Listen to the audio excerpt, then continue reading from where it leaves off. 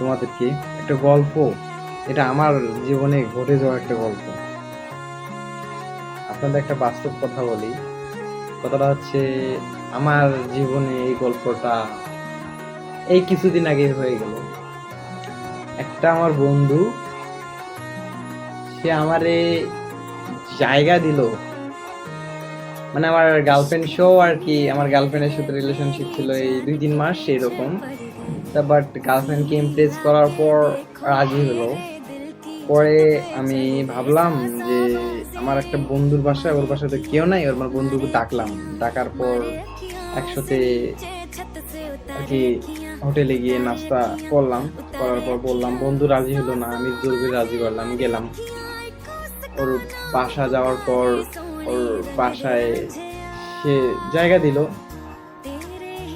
দেওয়ার পর বলল যে খুব রিস্ক হবে, তারপরও গেলাম। ওর বাসায় গেলাম, ওর বাসায় ওর ভাইয়ের রুমে আমার জিএফ শো গেলাম। তারপরে ও 15-20 মিনিট পাহারা দিল। দেওয়ার পর 15-20 মিনিট পাহারা দিল। হ্যাঁ, বাইরে থেকে বলতেছে, কিরে মামা, তোর এখনো হয়নি, এখনো হয়নি। যাই হোক, আমি শুনলাম মামা বলছে হইছে হইছে হইছে। মানে ওই সময় আমার মাথায় কোনো কাজ করে না, কি আসে আসুক, ওটা কোনো বিষয় না। পরে শেষের দিক দিয়ে কি হলো, এই তো পরে ওই মেয়ে তার পরিবারে জানাইলো হ্যান ত্যান। পরে ওই মেয়ের বাবা তাকে মারধর করে মেডিকেলে নিয়ে গেল। তো আমিও গেলাম, যে দেখা সাক্ষাৎ করলাম। ইতিমধ্যে ওই যে আমার বন্ধু জায়গা দিল, সবকিছুই করলো, ওই বলে দিছে ওর মা বাবাকে। ওর মা বাবা তো কিছু জানতো না, ওর মা বাবা জানতো জাস্ট আমি ওর সাথে রিলেশন করি, এতটুকু। কিন্তু ওই যে আমার বন্ধু, ওর মা বাবা বলে দিছে।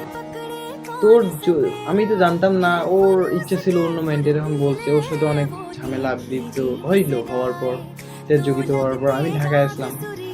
ঠিক আছে, আসলাম, বর্তমানে আমি ঢাকায় আছি।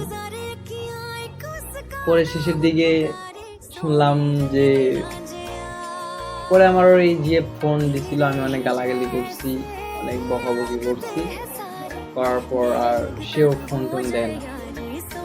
পরে ওই আমার জিএফের সাথে এর আগে অনেকবার হয়েছে, বাট ওই রকম না, অনেকবার হয়েছে। বাট একদম এরকম ভাবে রুম ডেটে যাই নাই। বাট অন্যান্য যা বিজেপি লিপকিস একিস এগুলা হয়েছে। পরে একদিনে গেছি। পরে ওই ছেলেই সবকিছু দেওয়ার পর, পাহারা দেওয়ার পর, ওই ছেলে আবার কেমনে বিয়ে করতে পারে ওই মেয়ের? ভাই, এটা আপনারা বলেন তো, ওর মাথায় কি এতটুকু সেন্স নাই যে আমার বন্ধু এসব করলো, আমি পাহারা দিলাম, আমি আবার ওই মেয়েরে কেমনে বিয়ে করি? এখন যাই হোক, বিয়ে করছে, করার কথা ভালো। তবে ওর বাংলাদেশে কি মেয়ে ছিল না? ভাই, তোর বাংলাদেশে কি কোনো মেয়ে ছিল না? ওই মেয়ে কি বিয়ে করার লাগে তোর? বাংলাদেশে আর কি তোর মেয়ে নাই? এটাই হলো একটা কাহিনী আমার জীবনে ঘটে যাওয়া। তবে বিষয়টা অনেক ইমপ্রেস বিষয়, ভালো লাগছে। তবে আমি কেমনে বলি, ওর মাথায় আসলে কোনো সেন্স নেই। সেন্স থাকলে সে